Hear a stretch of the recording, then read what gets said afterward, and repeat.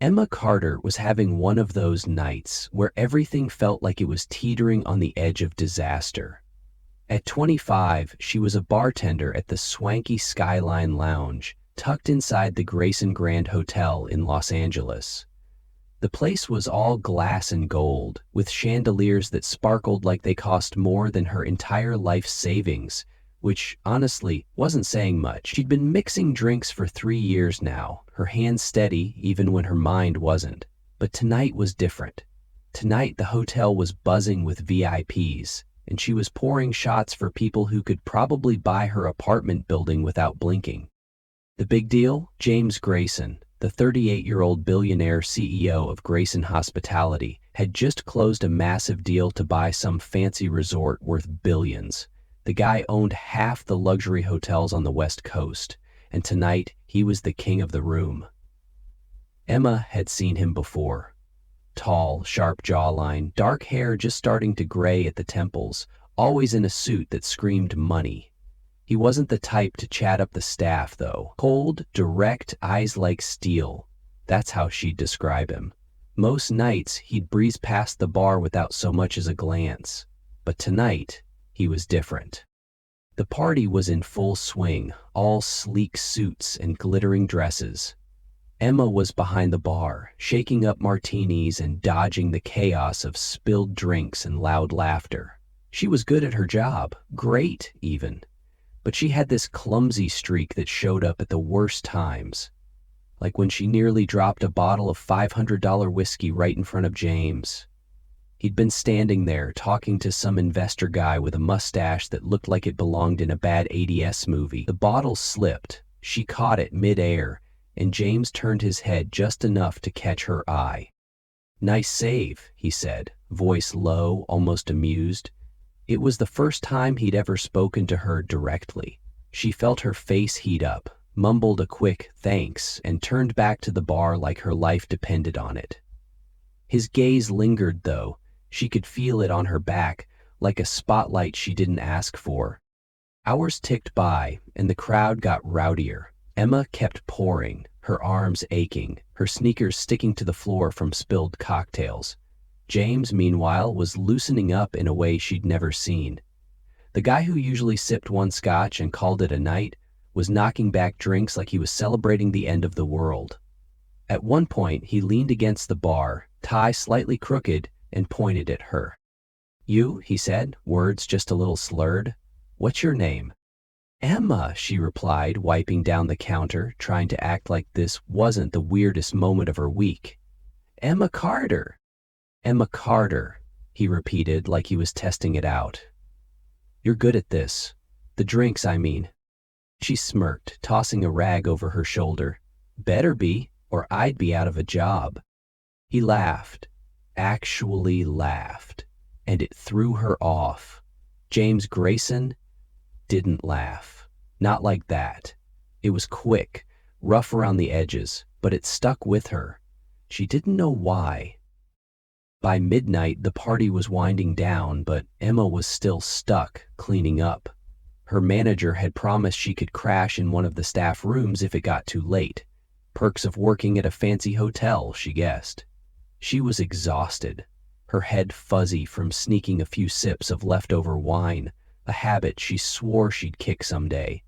James had disappeared into the crowd, probably off to his penthouse suite or wherever billionaires went after a night like this. She didn't think about him again, or at least she tried not to.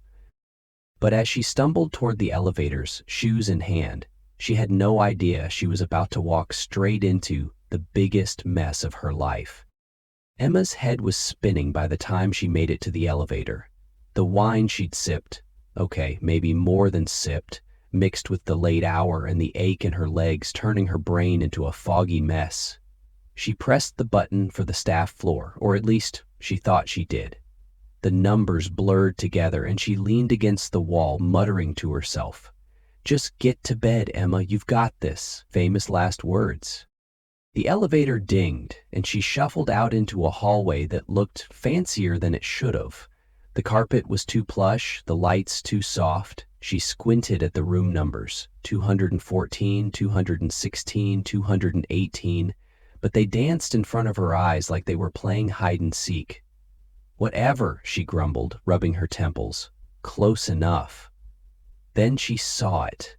A door slightly ajar, like someone had forgotten to lock it. "Bless you, universe," she said with a sloppy grin, pushing it open. The room was dark, but the bed, oh, that bed, was calling her name. It was massive, piled high with pillows that looked softer than anything she'd ever slept on.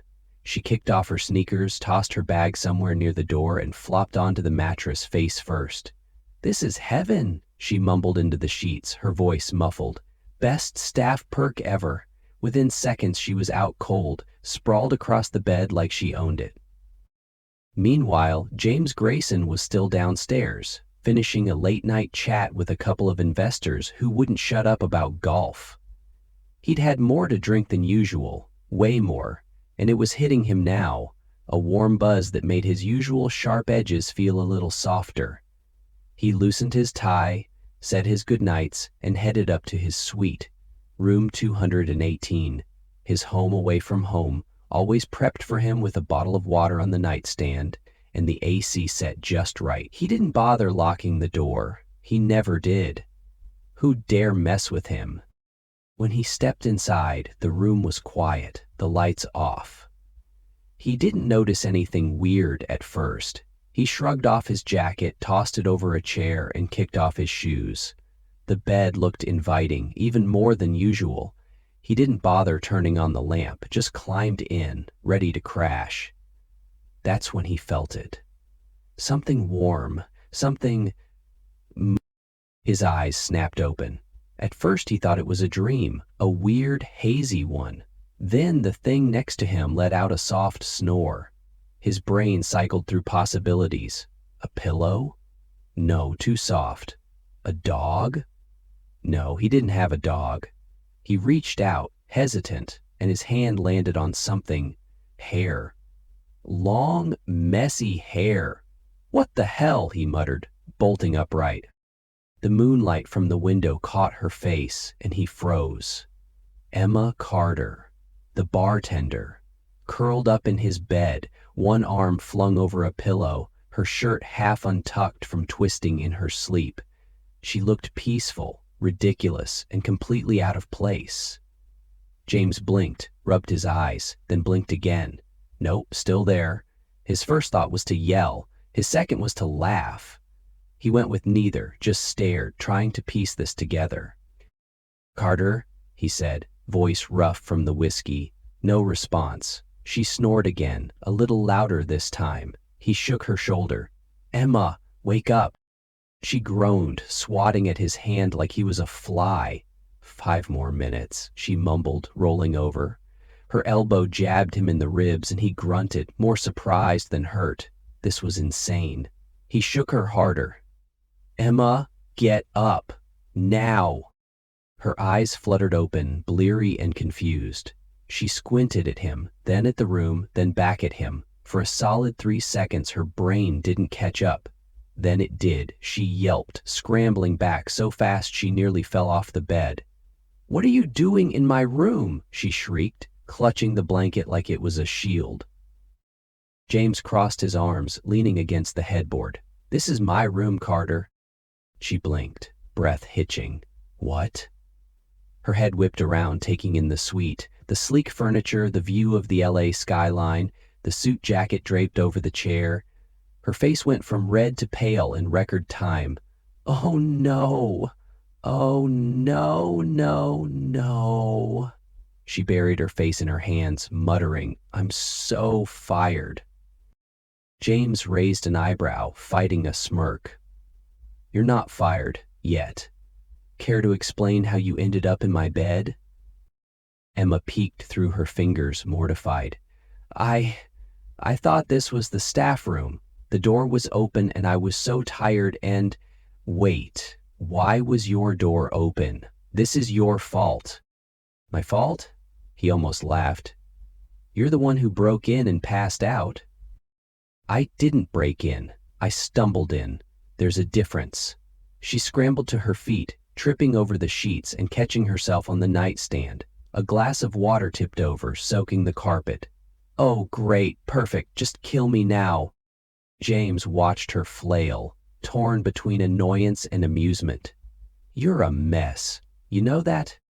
Says the guy who let me sleep here. She grabbed her sneakers, clutching them to her chest like a lifeline. "I'm leaving. This never happened. Tell no one." He tilted his head, studying her. "You think I want this getting out?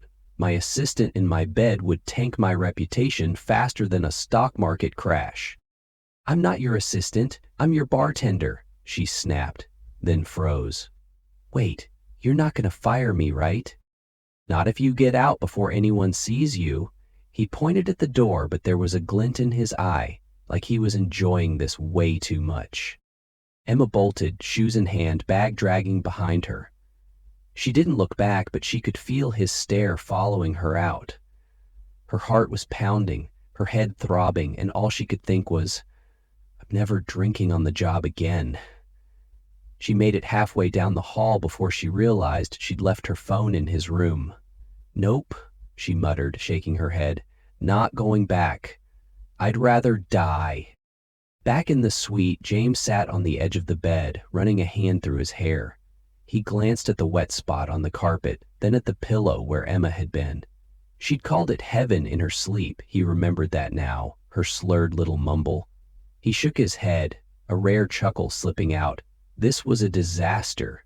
A hilarious, ridiculous disaster. And somehow, he wasn't as mad as he should have been.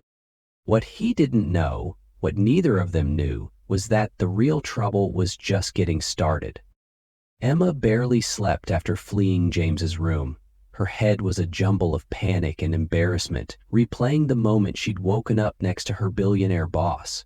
By the time she dragged herself back to the Skyline Lounge for her shift the next evening, she'd convinced herself it was a fluke, a one-off disaster. She'd avoid James, he'd forget it, and life would go back to normal.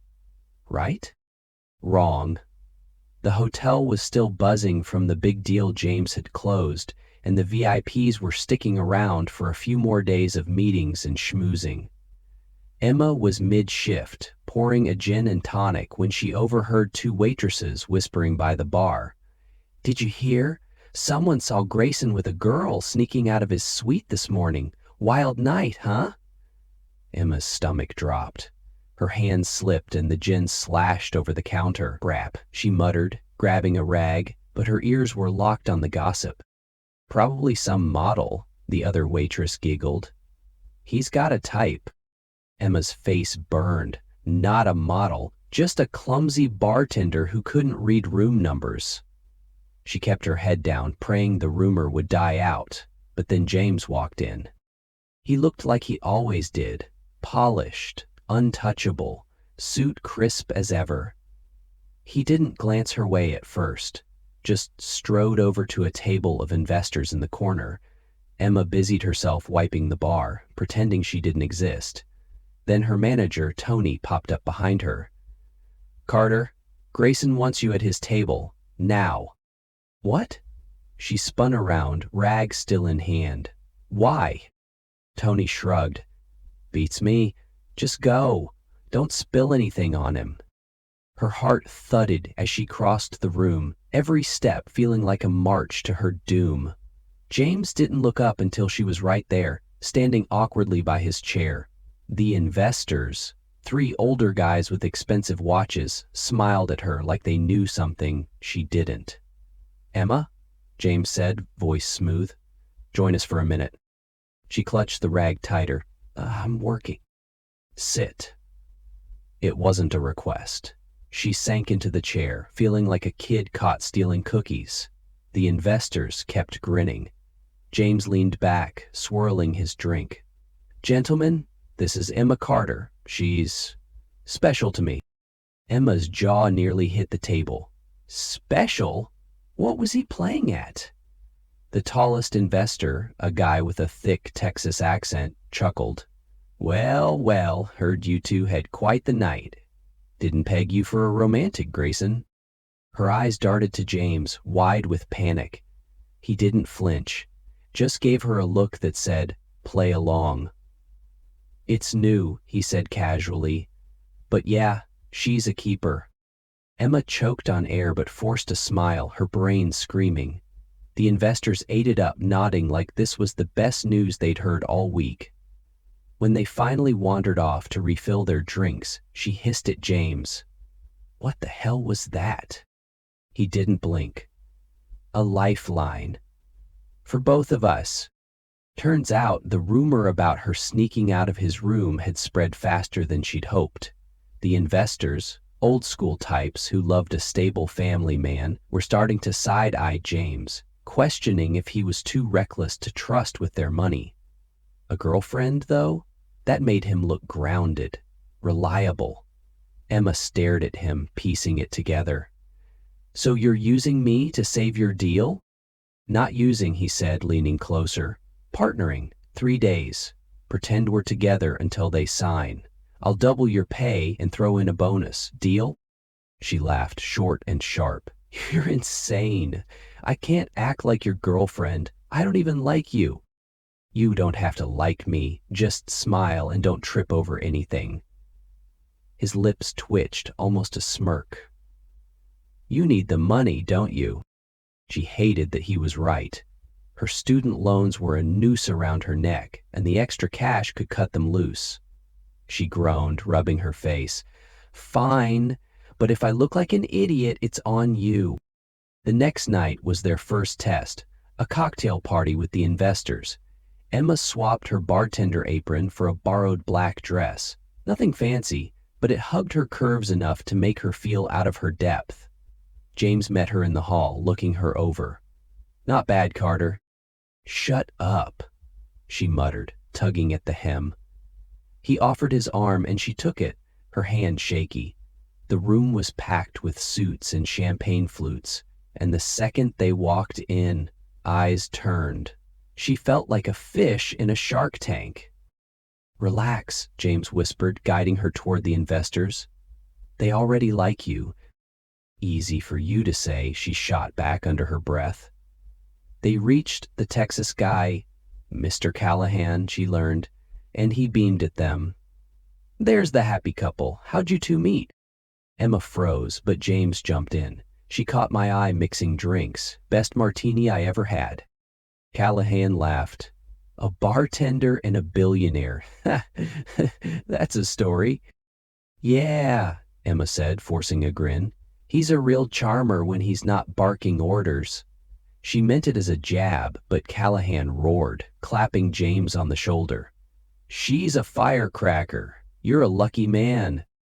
The night went on like that. Emma fumbling through small talk, James smoothing it over. She knocked over a glass at one point, splashing wine on Callahan's shoes. Oh my God, I'm so sorry, she yelped, diving for napkins. Callahan just waved it off, grinning. No harm done, darling. Keeps things lively. James caught her eye as she straightened up, a flicker of amusement there. Doing fine, he murmured. She glared. I'm a walking disaster. Maybe, but they're eating it up. By the end of the night, her feet hurt, her face ached from fake smiling, and she'd accidentally called James babe loud enough for half the room to hear. She wanted to crawl under a table and die, but as they stepped into the hall, James stopped her. You're better at this than you think. She snorted. Yeah, right. I'm not cut out for your world. He looked at her, serious for once. You'd be surprised. She didn't know what to say to that. Her chest felt tight, and not just from the dress.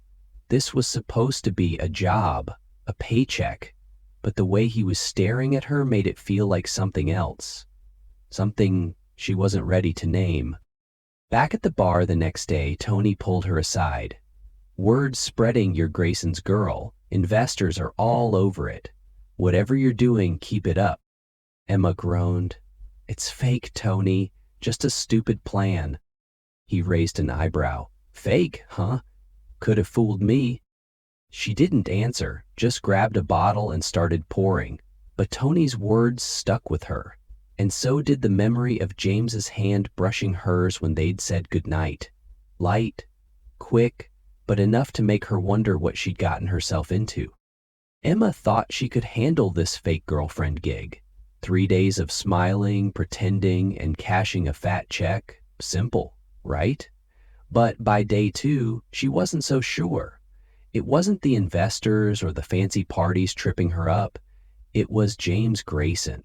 The guy was a walking contradiction. Cold one minute, warm the next, and it was messing with her head. The second night was a dinner at the hotel's rooftop restaurant, all twinkling lights and a view of LA that made her feel small. She'd borrowed another dress, this one a deep red that made her feel like she was playing dress-up in someone else's life. James was waiting for her in the lobby, hands in his pockets, looking like he'd stepped out of a magazine. "You clean up nice, Carter," he said, his tone teasing, but his eyes lingering a little too long. "Don't get used to it," she shot back, brushing past him, but her stomach flipped, and she hated it. She wasn't supposed to feel anything. This was a job, not a date. Dinner was a blur of clinking glasses and rich people laughing at things that weren't funny. Emma sat next to James, close enough that their knees bumped under the table. She tried to focus on the investors, Callahan and his crew, but James kept pulling her attention. He'd lean in to whisper something, his breath warm against her ear. "Callahan's wife thinks you're adorable. Keep smiling," or, "Don't choke on the caviar, it's not worth it." Each time she'd roll her eyes, but her pulse would jump. She wasn't blind. James was good-looking, ridiculously so, and he had this way of commanding a room without trying. But she'd always pegged him as untouchable, a guy who lived in a world she'd never fit into. Now, though, he was cracking jokes, brushing her arm when he passed her the bread, acting like they'd known each other forever. It was fake, sure, but it didn't feel fake. And that scared her. After dessert, the group moved to the rooftop bar. Emma excused herself to the railing, needing a break from the chatter. The city sprawled out below, a sea of lights, and she took a deep breath, trying to steady herself. She didn't hear James come up behind her until he spoke. "Hiding already?" She jumped, spinning around. "Just needed air. Your crowd's exhausting." He smirked, leaning against the railing next to her. "They're not my crowd. They're just the job." "Yeah, well, your job sucks." She crossed her arms, glancing at him. He ditched his tie, top button undone, and the wind was ruffling his hair. He looked human, not the icy CEO she was used to. "You're holding your own," he said, softer this time. "Better than most people would." She snorted. "I spilled wine on Callahan last night. I'm a train wreck." "You're real," he countered, turning to face her. "They like that. I like that." Her breath caught. He was close now, closer than he needed to be, and his eyes locked on hers. For a second she thought he might. God, was he going to kiss her? But then Callahan's booming laugh cut through the air and James stepped back, clearing his throat. "We should get back," he said, voice tight. "Yeah," she mumbled, her face hot. The rest of the night she couldn't shake it. That moment. The way he'd looked at her. She told herself it was part of the act. He was good at this, playing the doting boyfriend. But when he walked her to the elevator later, his hand brushed hers, and he didn't pull away. Not right away. "Good night, Emma," he said. And the way he said her name felt different. Personal. "Night," she replied, stepping inside before she could do something stupid like ask him what the hell was going on. By the third day, she was a mess. They had one last event, a lunch with the investors to finalize the deal. Emma showed up in a simple green dress, her nerves shot. James was already there, charming the room as usual, but he kept glancing at her. Little looks, quick and subtle, like he was checking on her. It made her want to scream. At the table, Callahan's wife, Linda, leaned over. "You two are darling together. How long have you been a couple?" Emma froze, but James slid in effortlessly. "Not long." She snuck up on me. He shot her a grin and she forced a laugh, kicking him lightly under the table. He didn't flinch, just raised an eyebrow like he was daring her to try again. Linda beamed. You can tell it's real. The way he looks at you. It's sweet. Emma's stomach twisted. Sweet? Real? She stole a glance at James and he was watching her, his expression unreadable. She looked away, focusing on her salad, but her mind was racing. This wasn't supposed to happen. She wasn't supposed to care what he thought. Later, they ended up alone in a quiet corner of the patio. The investors were distracted, and James handed her a glass of water. You okay? He asked, voice low. Fine, she lied, taking a sip. Just ready for this to be over. He nodded, but there was something off in his eyes. You've been great, you know. I couldn't have pulled this off without you. She shrugged. It's just acting. Anyone could have done it. No, he said, stepping closer. Not anyone. His hand brushed her arm, light but deliberate, and she froze. The air between them felt heavy, charged. She should have pulled away, cracked a joke, anything to break it. But she didn't. She just stood there staring up at him, her heart pounding. James, she started, but he cut her off. Emma, He stopped, jaw tightening, like he'd caught himself. Then he stepped back, running a hand through his hair. Forget it. We've got a deal to close. He walked off, leaving her standing there, breathless and confused. What was that? What was he about to say? She shook her head, trying to shove it down. This was a paycheck, not a romance. But her hands wouldn't stop shaking, and when she caught his eye across the room later, he didn't look away. Neither did she. That night, alone in her tiny apartment, she couldn't sleep. She kept replaying every touch, every word. James wasn't just her boss anymore. He was something else, something she couldn't name, and it terrified her. She'd signed up to fake it, not to feel it. So why did it hurt to think about walking away when this was over? The next morning, the deal was set to sign. She showed up at the hotel, bags under her eyes, ready to finish this and go back to her normal life. James was in the conference room, all business, shaking hands and signing papers.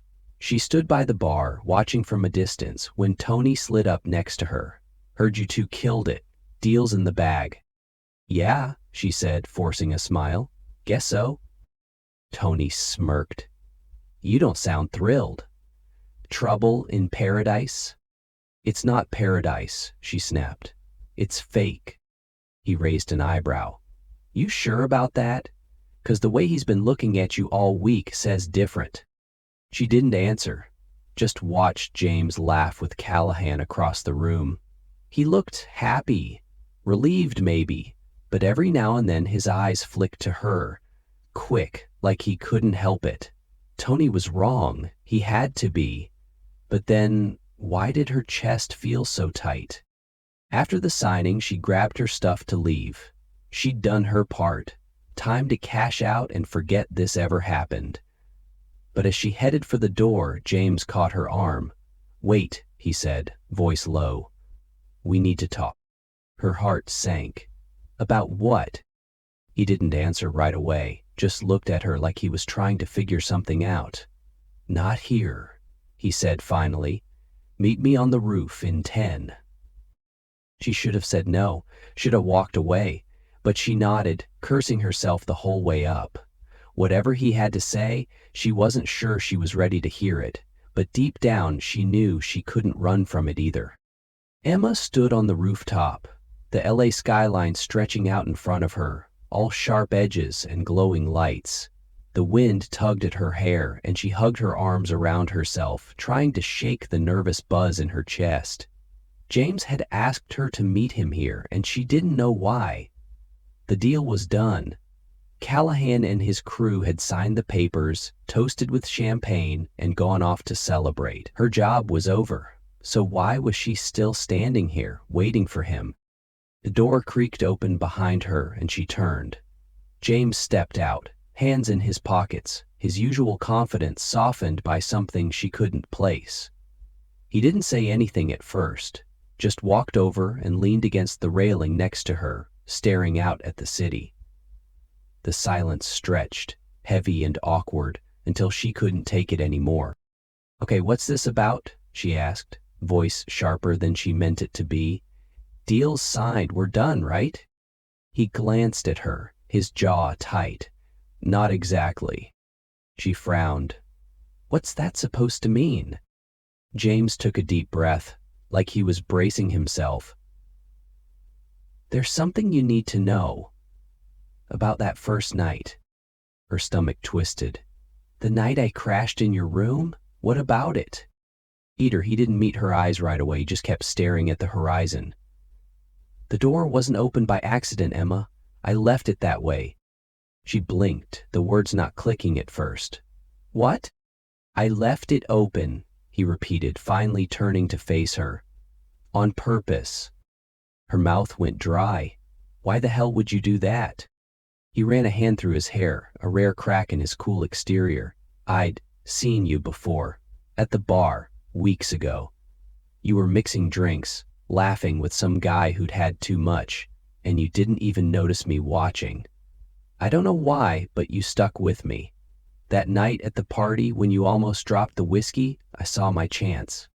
Emma's head was spinning. "Your chance for what?" "To get you closer," he said, voice low. "I didn't plan for you to end up in my bed, I swear. I just left the door open, figured you might wander in after your shift. I didn't think it'd go this far." She stared at him, disbelief turning to anger. "You set me up? This whole thing, the rumors, the fake girlfriend act, it was all some game to you?" "No," he said quickly, stepping toward her. "It started that way, yeah. I was curious, maybe a little drunk on the idea. But then you were there, in my room, snoring like a freight train." "I don't snore," she snapped, but he kept going. "And it stopped being a game. Everything after that, the dinners, the looks, the way I couldn't stop thinking about you, that was real, Emma. I didn't expect to fall for you." Her heart slammed against her ribs, but the anger was louder. "You lied to me. You let me think I screwed up, that I stumbled into this mess, when you planned it. Do you know how humiliating that is?" "I didn't mean to humiliate you," he said, his voice breaking a little. "I messed up. I know that. But what I feel now, that's not a lie." She laughed, short and bitter. "How am I supposed to believe you? You're a billionaire who manipulates people for fun. I'm just the idiot bartender who fell for it." "You're not an idiot," he shot back, eyes flashing. "You're the only real thing in this whole damn circus. I've spent years building walls, keeping people out, and you walked right through them without even trying." She wanted to scream, to shove him, to do anything but stand there feeling her resolve crack, because part of her, a stupid, reckless part, wanted to believe him.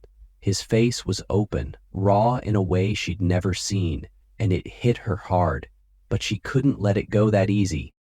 "I trusted you," she said, voice shaking, "and you played me." "I'm sorry," he said, and he meant it. She could hear it.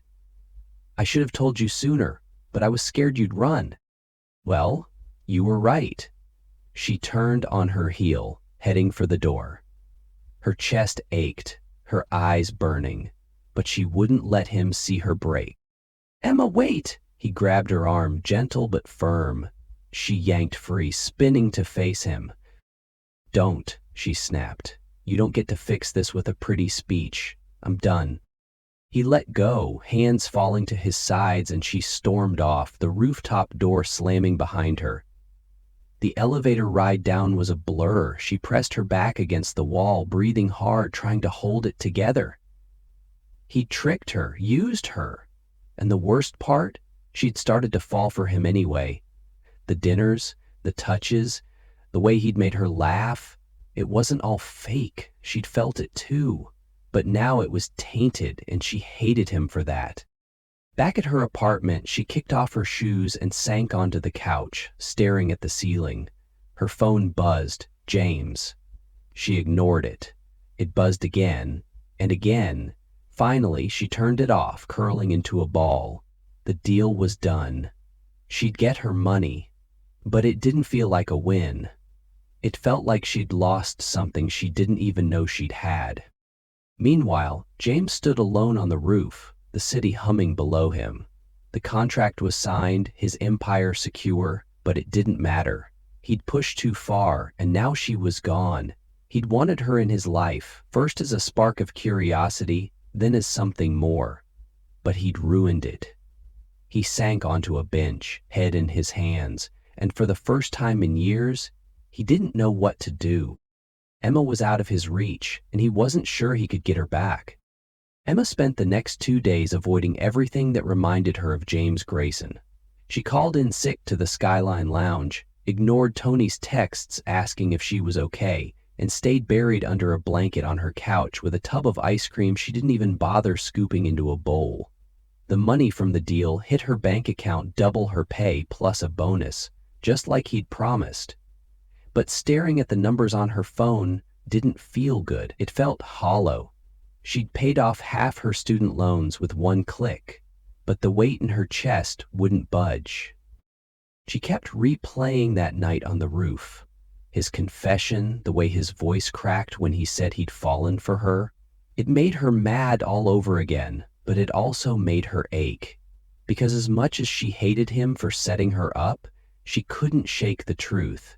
She'd felt something too, something real, and now it was gone, and she didn't know what to do with that. On the third day, she couldn't hide anymore. Her shift at the bar loomed, and she wasn't about to let James Grayson ruin her job on top of everything else. She dragged herself out of bed, threw on her black work shirt, and headed to the hotel. The whole way there, she braced herself. What if he showed up?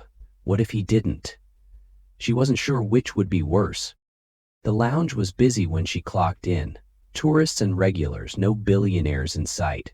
Tony gave her a sideways look as she tied on her apron. "You look like hell, Carter. You good?" "Peachy," she muttered, grabbing a shaker. "Let's just get through this."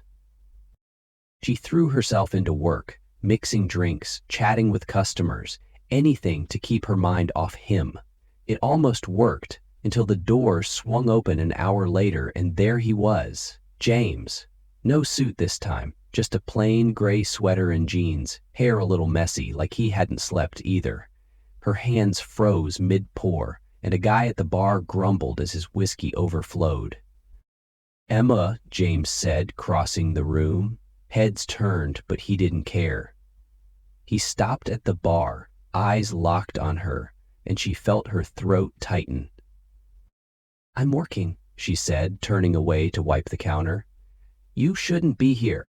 "I know," he said, voice steady, "but I couldn't stay away." She gritted her teeth, tossing the rag down. "What do you want, James? Another game? 'Cause I'm not playing." "No games," he said, leaning over the bar. "Just you." Her heart stuttered, but she crossed her arms, holding her ground. "You don't get to say that after what you did." "I know I screwed up," he said, loud enough that a few people glanced over.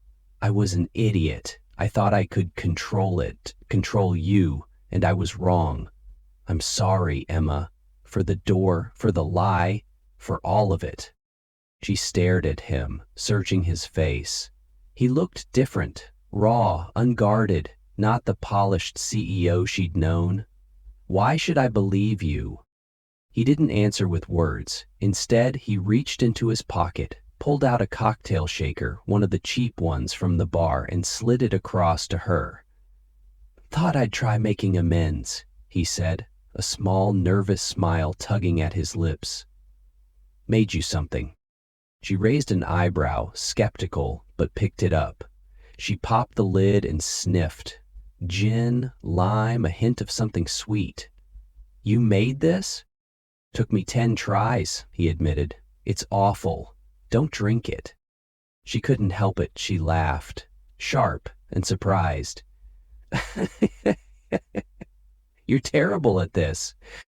"Yeah," he said, stepping around the bar closer now. I'm terrible at a lot of things, but I'm not terrible at knowing I don't want to lose you." Her laugh faded and the air shifted.